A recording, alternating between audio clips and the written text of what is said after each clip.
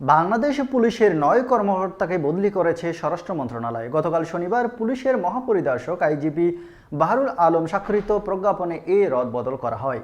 বদলি হওয়া কর্মকর্তাদের মধ্যে ৩ জন অতিরিক্ত পুলিশ সুপার এবং ৬ জন সহকারী পুলিশ সুপার এএসপি রয়েছেন।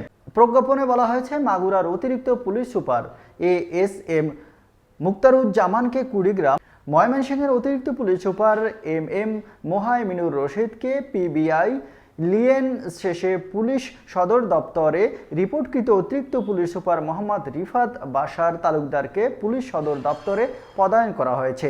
তাছাড়া এবিবিএনের সহকারী পুলিশ সুপার মোহাম্মদ আব্দুল হাদিকে সিআইডিতে, ডিএমপির সহকারী পুলিশ কমিশনার মোহাম্মদ তানভীর রহমানকে বগুড়ার গাবতলী সার্কেলে, ডিএমপির এসি রাজীব গাইনকে এপিবিএনে, সিআইডির সহকারী পুলিশ সুপার আবদুল্লাহ আল মামুন খুলনার পিটিসি, র্যাবের সহকারী পুলিশ সুপার মোহাম্মদ আসিফ হোসেনকে বগুড়ার আদমদিঘি সার্কেল এবং ব্রাহ্মণবাড়িয়ার সরাইল সার্কেলের এএসপি তপন সরকারকে র্যাবে পদায়ন করা হয়েছে।